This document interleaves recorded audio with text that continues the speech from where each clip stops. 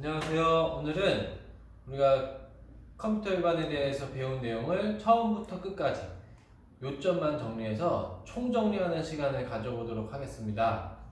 여러분들이 공부를 할 때 차근차근 하나하나 공부하는 것도 중요하지만 빠른 속도를 갖고 처음부터 끝까지 짧은 시간 안에 한번 쑥 보는 것도 되게 중요한 공부거든요. 그래서 오늘은 총정리하는 시간을 가져볼 테니까 여러분들이 이 컴퓨터 일반의 총 흐름을 파악했으면 좋겠습니다. 총 두 강으로 구성을 할 예정이고 두 강 안에 1시간 안에 이 두 강이 다 들어갈 수 있도록 수업을 진행해 보도록 하겠습니다. 자, 우리가 처음 배울 때 1단원이 컴퓨터였어요. 컴퓨터.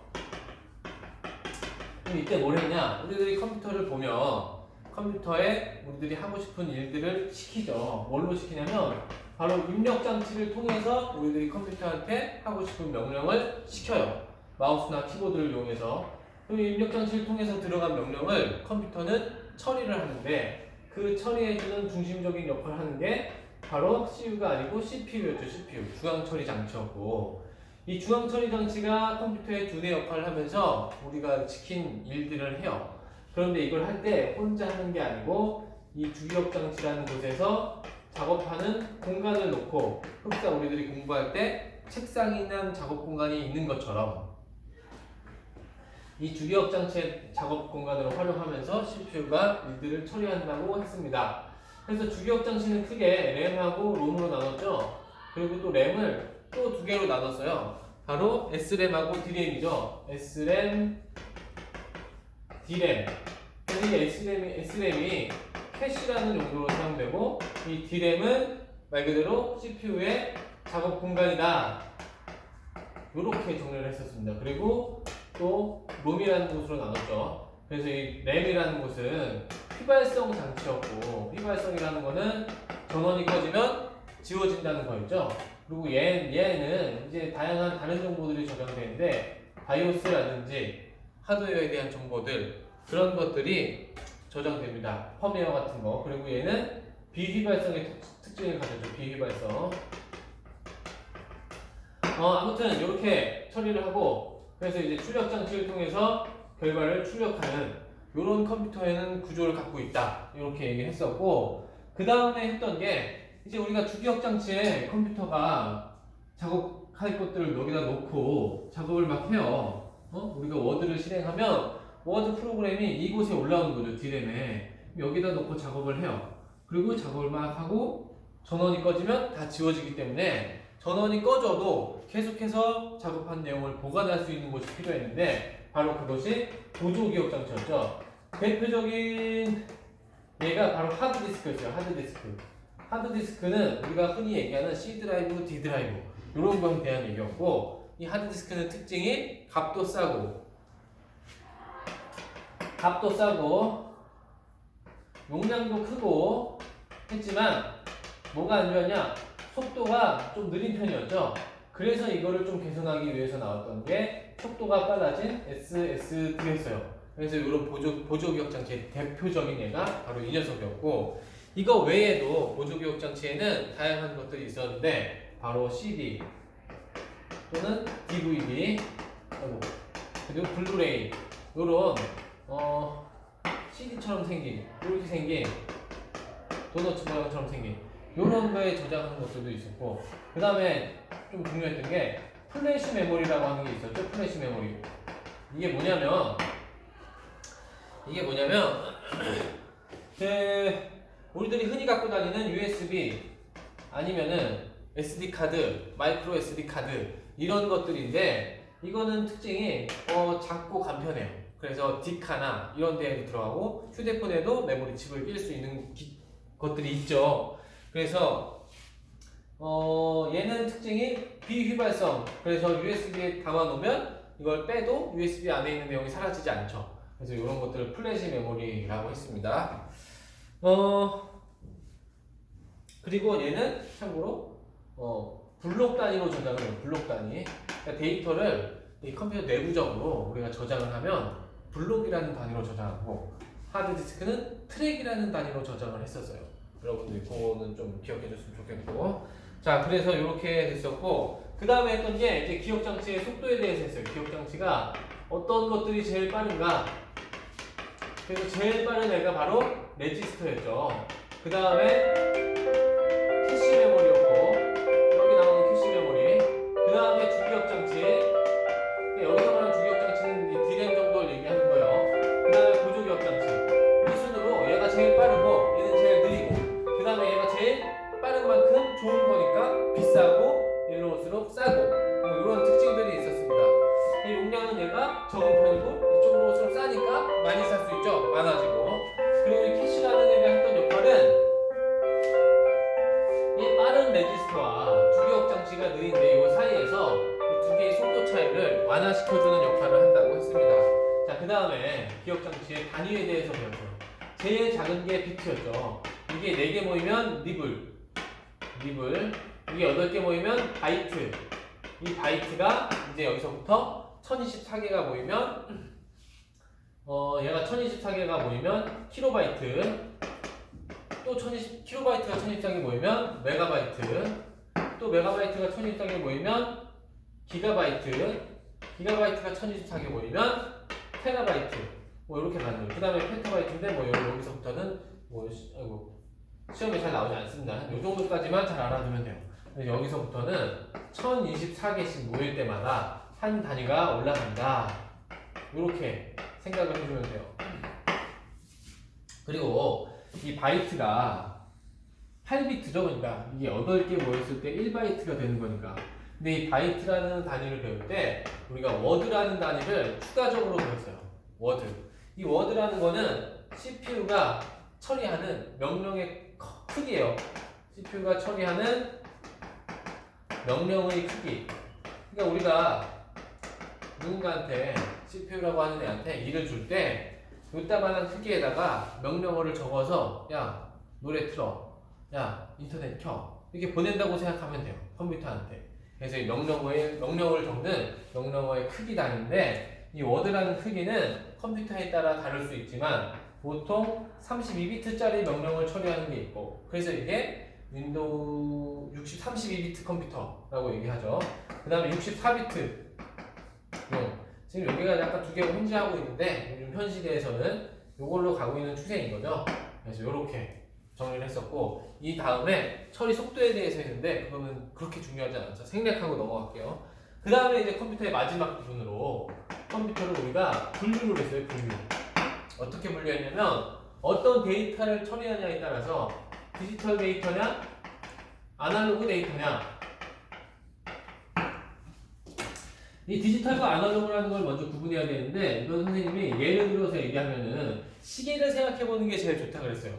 그러니까 전자시계는 중간값이 없죠. 00분에서 01분으로 넘어가니까. 하지만 이런 거는 아날로그 시계 생각해 보면 이 1분이 지나가는 요만큼의 무수히 많은 시간이 존재한다. 그래서 디지털 데이터는 비연속적 데이터고 아날로그는 연속적인 데이터다. 이런 얘기를 했었습니다. 그래서 이 친구가 디지털 컴퓨터가, 디지털 신호를 처리하는 디지털 컴퓨터가 우리들이 사용하는 일반 컴퓨터라고 생각하면 되고, 얘는 특수한 목적으로 사용하는 특수 목적용이다. 이런 얘기를 했었어요. 그리고 얘는 수치나 문자 데이터를 처리하는 거고, 얘는 온도나 전류 이런 특수한 데이터, 연속적인 데이터들을 처리한다. 이렇게 했었어요. 그 다음에 이제 크기별로도 나눌 때 뭐 노트북, 랩탑이라고도 하죠. 그 다음에 데스크탑도 있었고, 그 다음에 우리들이 입으면서 할 수 있는 웨어러블 컴퓨터다. 입을 수 있는 이런 컴퓨터도 있다. 그리고 스마트폰 손에 잡히는 뭐 그런 크기도 있고. 그래서 여기까지 해서 1단원의 내용을 정리했습니다. 자, 이제 그러면은 2단원으로 넘어갈게요. 자, 2단원 여러분 뭐 했는지 기억나요? 2단원은 인터넷에 대해서 배웠어요. 인터넷. 그래서 인터넷에 대해서 정리를 해보겠습니다. 자, 인터넷은 여러분 선생님이 늘 인터넷 단원할 때 강조하는 게 있어요. 뭐냐면 내 컴퓨터에서부터 목적지까지 어떻게 해서 가게 되고, 내가 네이버면 네이버 그곳까지 어떻게 신호를 보내서 거기 있는 내용들을 읽어와서 하게 되는지, 그 그 과정을 중심으로 여러분들이 공부를 해 나가면 인터넷에 대한 내용을 좀 기억하기가 쉽고 그 기억이 오래 갑니다. 자, 그래서 첫 번째, 자, 인터넷. 자, 내 컴퓨터가 여기 있어요. 내 컴퓨터에는 인터넷을 되게 해주는 장치인 랜 카드라는 애가 있어요. 랜 카드. 여기에다가 선을 띡띡하고 꽂으면 인터넷이 되는 거죠. 그럼 이 선이 어디서부터 하냐를 쫓아가 보면 보통은 허브라는 장치를 만나게 돼요. 허브는 뭐냐면 인터넷선 하나를 공급받아서 여러 개로 빼주는, 선을 빼주는 거예요. 여러분들도 집에 컴퓨터가 2대 이상 있다면 분명히 집 어딘가에 허브가 있을 거예요. 그래서 허브에 또 허브를 연결하고 또 허브를 연결하고 허브를 연결하다 보면 정말 많은 컴퓨터에 인터넷 선을 공급할 수 있는 거고, 그러면 이 허브도 태초의 허브, 쫓아가다 보면은 그 근본이 되는 허브가 있을 텐데 이 허브에 인터넷을 공급해준 바로 요 처음 녀석, 요 녀석을 보고 우리들이 라우터라고 얘기했죠. 그래서 인터넷이라는 거는 이 라우터들이 선으로 엮여서 된 거대한 그물 같은 집합이다. 인터넷이라고 하는 거는 그렇게 생각해도 된다고 했어요. 그래서 인터넷이라는 공간에는 아파트에도 라우터가 있고 학교에도 라우터가 있고 뭐 곳곳에 라우터들이 존재해요. 그래서 지구상에 있는 모든 컴퓨터 라우터들이 다 연결됐다고 했죠. 저 태평양도 해저 케이블을 깔아서 연결되어 있는 것처럼 라우터의 라우터들이 그물처럼 엮여 있다. 이렇게 생각하면 돼요. 그래서 내가 인터넷이 되는 이유는 내 컴퓨터에서 naver.com, google.com 하고 치면은 따라서 가다가 저 컴퓨터에서 구글을 가고 싶대.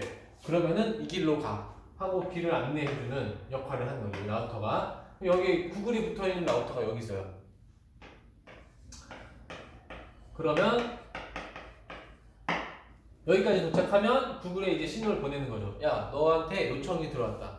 그래서 너의 응답을 달라. 그러면 이 구글에서 아 그래? 하고 보내줘요. 그럼 또 라우터가 또 길을 찾아서 여기까지 오게 되는 거고, 이 과정이 인터넷이 되는 과정이다 라고 얘기했습니다. 자, 그러면 요거는 주소잖아요. 주소. 이 거대한 인터넷이 하는 망에 일종의 주소 같은 거죠. 그래서 이거는 문자로 된 주소. 그래서 이거를 사람들이 인식하게 도메인이라고 했고, 하지만 요거에 대한 실제 주소는 IP 주소라고 하는 게 있었죠. IP 주소. 그래서 IP 버전 4번째 거를 우리들이 쓰고 있었지만 이 버전 4번째 게 모자라서 나중에 6로 또 넘어갔죠. 그래서 요 두 개, IP 주소와 이 도메인을 연결시켜주는 애를 DNS라고 했고, 이 IP 주소 4번째의 특징은 4군데로 점으로 구분을 하고 이 각 칸에는 0부터 255의 숫자가 올 수 있어요. 그래서 8비트씩 4군데 해서 총 32비트짜리 주소였고, 하지만 이걸로 컴퓨터를 다 소화하지 못해서 버전 6번째가 나오는데 IPv6죠. 이거는 8군데로 나뉘고 콜론으로 구분을 해요. 그리고 여기에는 16진수를 이용해서 숫자를 적습니다. 그래서 요거는 한 칸에 16비트씩 8부분으로 돼서 총 128비트짜리 주소 하나를 표현하는데 128비트를 쓴다는 거예요. 8비트짜리 주소입니다. 그래서 이런 구조에 의해서 인터넷이 우리는 하고 있다. 이렇게 생각하면 되고, 여기에는 이 라우터, 허브, 랜카드 말고도 다양한 인터넷을 구성하는 장치들이 있는데 그걸 하나씩 좀 공부해보면, 일단 라우터는 목적지까지 안내해주는 역할을 하는 거예요. 그리고 실제 이 인터넷 상에 이 데이터의 흐름을 제어해요. 데이터 흐름 제어를 하고, 그리고 목적지까지 최적의 경로를 찾아줘요. 경로를 탐색해준다. 탐색을 해준다. 이렇게 생각하면 되고, 허브는 우리 배웠죠. 인터넷 선을 받아서 여러 개로 공급해주는 장치. 그 다음에 게이트웨이라는 애가 있어요. 게이트웨이. 보통은 이 라우터가 게이트웨이 역할을 하는데, 이거는 다른 네트워크로 가는 출입구라고 했어요.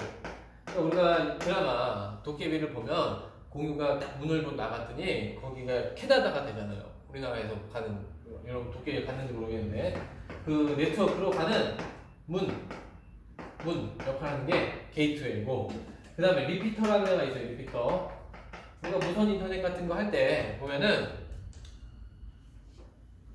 거리가 멀면, 거리가 거리가 멀면은 점점 신호가 작아지죠. 와이파이 터지는 데서 멀리 가면 갈수록 신호가 작아지니까 그거를 다시 리피트 재생해주면 신호가 거기서부터 다시 또 세질 수 있다, 이런 얘기고, 그 다음에 브릿지라고 하는 게 있어요. 브릿지. 이거는 랜과 랜을 연결하는 장치다 그랬어요. 그래서 이 인터넷을 구성하는 장치들 그만큼 허브까지 포함해서 우리 배웠었습니다. 자, 그 다음에 이 랜이라는 게 뭐냐면 컴퓨터들이 엮이고 엮여 있는 걸 네트워크라고 하는데 그 규모에 따라서 구분을 했어요. 그래서 랜이라고 하면 근거리 통신망, 학교, 병원, PC방 이런 게 다 랜의 크기에 해당하는 거고, 랜이 모이면 점점 커지겠죠. 그러니까 우리 학교 옆에 PC방, 뭐 옆에 아파트 다 모이고 회사 다 모이다 보면 점점 커지다 보면 도시 단위의 네트워크가 형성될 테고, 이 도시 단위가 또 묶이다 보면은 또 국가 단위가 될 테고, 그래서 이렇게 네트워크의 크기에 따라서 이런 식으로 구분을 했었습니다. 자, 그리고 이제 인터넷에 관련된 좀 여러 용어들을 배웠는데 바로 첫 번째로 프로토콜이에요. 프로토콜. 이거는 인터넷 상에 컴퓨터만 있는 게 아니고 서버도 있고 뭐 많아요. 종류가 네트워크 장비들이 이런 것들도 지금 다 있잖아요. 얘네들이 서로 신호를 주고 받으려면 통신 규약을 약속을 해야죠. 야, 내가 이런 신호를 보내면 이런 거라고 생각해 라고 약속을 다 정해놔야 돼요. 그 통신 규약을 프로토콜이라고 하고, 이 프로토콜에도 종류가 정말 많지만 그 중에 인터넷의 핵심이 되는 프로토콜이 바로 TCP, IP라고 하는 거죠. 그래서 인터넷 핵심 프로토콜이다. 그래서 이건 패킷 단위로 나눠서 전송한다. 뭐 이런 얘기를 했었습니다. 그 다음에 URL이라는 걸 배우죠. 인터넷에는 다양한 자원들이 있는데 인터넷상의 자원. 인터넷상에 여러분 뭐가 있어요? 사실 영상, 주소, 아니 페이지, 뭐 이미지 이런 것도 있죠. 그런 거에 대한 각각의 고유한 주소다. 자원. 자원에 대한 주소다. 이렇게 생각하면 돼요. 자원의 주소. 이렇게. 그 다음에 또 배웠던 게 인트라넷이라는 걸 배웠어요. 인트라넷. 이건 뭐냐면 여러분들 쉽게 생각하면 한 기업 내에서 그 기업 안에서만의 정보를 주고받기 위해서, 삼성이면 삼성 내에서만 그 회사에서 생기는 여러 가지 사내 기밀, 회사의 비밀 같은 것들이 있을 거예요. 그런 것들을 회사 내에서만 주고받기 위해서 만드는 기업 내의 네트워크다. 기업 안에 뭐 전용 네트워크다.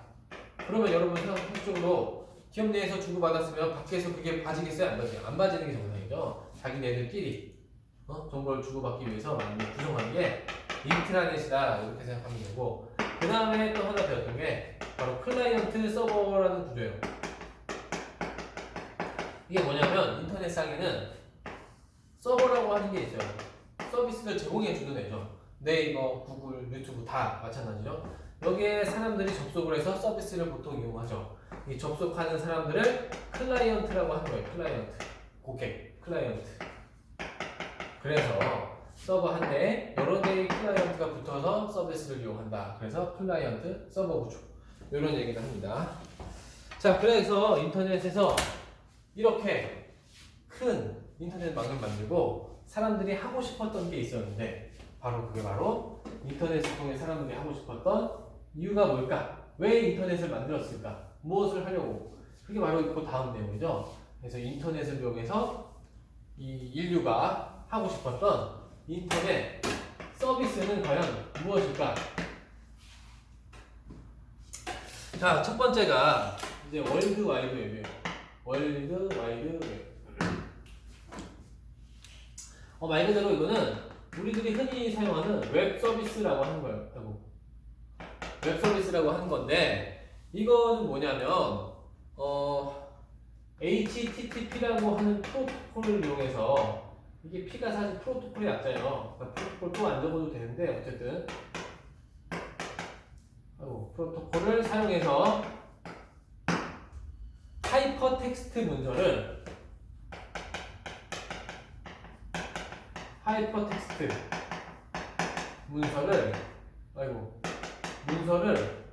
주고받는 주고받은 전송 하이퍼텍스트 문서를 전송하는 게 바로 웹 서비스예요. 그러면은 HTTP라는 통신 규약으로 이 문서를 주고받는 건 알겠는데, 과연 그러면 이 문서가 어떤 문서냐는 거죠. 이 하이퍼텍스트라고 하는 거는 여러분들 저거 얘기했지만 웹페이지를 보면 글자에 사진에 다양하게 존재하죠. 동영상도 있고. 이거 어때요? 링크가 걸리죠. 이렇게 문서에 링크가 걸리는 거를 하이퍼텍스트 문서라고 해요. 그래서 인터넷을 사용할 때는 하이퍼텍스트라는 문서를 만들어서 그거를 주고받는 거다. 이렇게 생각하면 돼요. 그럼 이거는 어떻게 만드냐? 바로 HTML이라고 하는 하이퍼텍스트 문서를 만드는 언어가 있어요. 이걸 이용해서 이 문서를 만들고, 이 문서를 만들었으면 아까 배웠던 서버에 올려놓고, 사용자들은 하이퍼텍스트 문서 주세요, 네이버 대문 페이지 주세요 요청하면 얘가 보내주고, 이때 주고받을 때 어떤 약속에 의해서 HTTP라고 하는 통신 규약에 의해서 문서를 주고받는 웹 서비스입니다. 자, 두 번째, 파일을 주고받는 FTP였고, 세 번째 서비스는 원격지 컴퓨터에 접속해서 여러 명이 한 대의 컴퓨터를 사용할 수 있는 텔레 서비스였고, 네 번째는 바로 이메일이었죠. 이메일을 주고받을 때 사용하는 프로토콜이 SMTP예요. SMTP. 그리고 이메일은 구성이 어떻게 되어 있냐면 바로 헤더와 본문으로 구분을 하고, 이 헤더에는 제목, 받는 사람 뭐 이런 내용이 들어가고, 본문에는 말 그대로 메일의 내용이 들어가겠죠. 그리고 이제 이메일은 ASCII 코드를 주로 사용을 해서 사용을 해요. 7비트짜리 ASCII 코드. 그래서 이메일, 텔레, FTP, 월드와이드 웹, 요 네 가지 서비스를 인터넷을 통해서 사람들은 하고 있고, 그리고 우리들은 그거를 당연하게 요즘에 사용하고 있는 거죠. 자, 그럼 여기서 대표적인 게 바로 이 월드와이드 웹이죠. 이 월드와이드 웹은 무엇으로 우리가 할까요? 여러분들 인터넷 이용할 때 뭘로 해요? 크롬, 파이어폭스, 인터넷 익스플로러, 바로 브라우저를 통해서 하는 거예요. 브라우저. 그래서 월드와이드 웹을 되게 해주는 바로 브라우저에 대해서 우리들이 배웠습니다. 그래서 사용자는 아까도 얘기했지만 브라우저를 켜고 인터넷에 접속을 하는 거예요. 접속을 하면 HTTP라는 약속을 통해서 야야 너네 페이지 보내줘 라고 하면 이 서버에 접속을 해요. 서버, 웹 서버라고 그러겠죠. 서버의 종류에는 우리들이 흔히 아는 페이스북, 유튜브, 구글, 다음 이런 게 있는 거예요. 그런데 접속을 하면 HTTP를 통해서 하이퍼텍스트 문서를 보내줘요.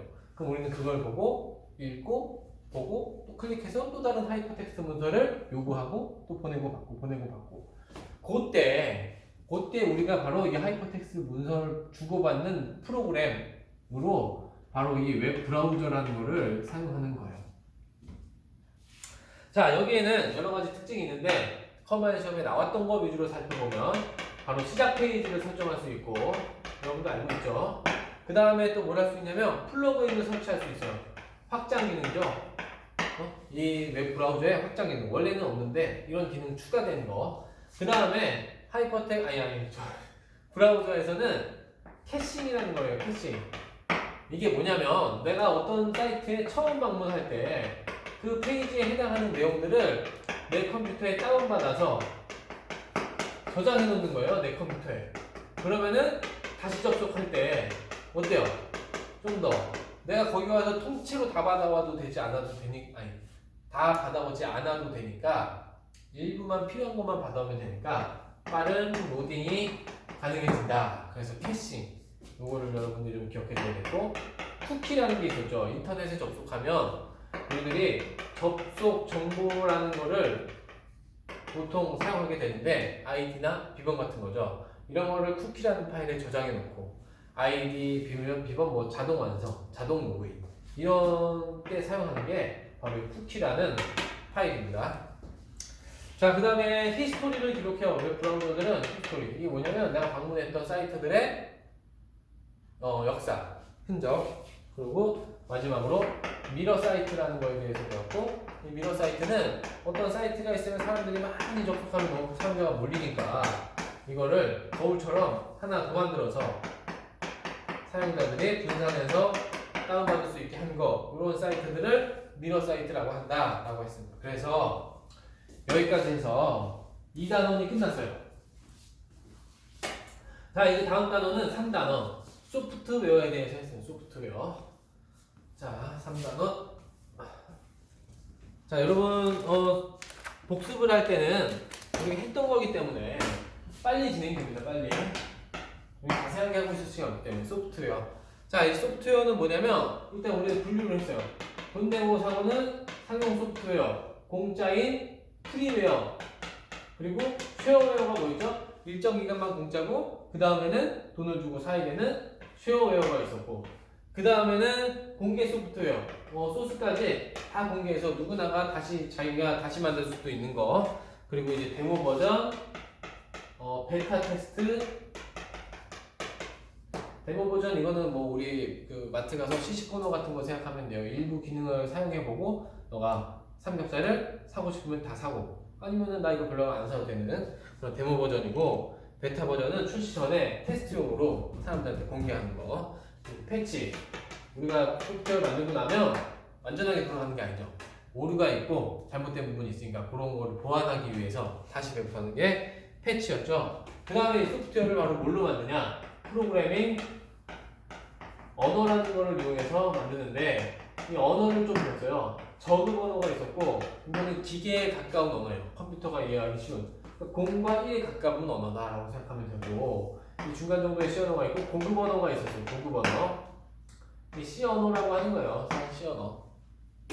어셈블리어, 기계어 이런 게 있고, 자바, 비주얼 베이직, 뭐 C#, C++, 뭐 다양하게 많습니다.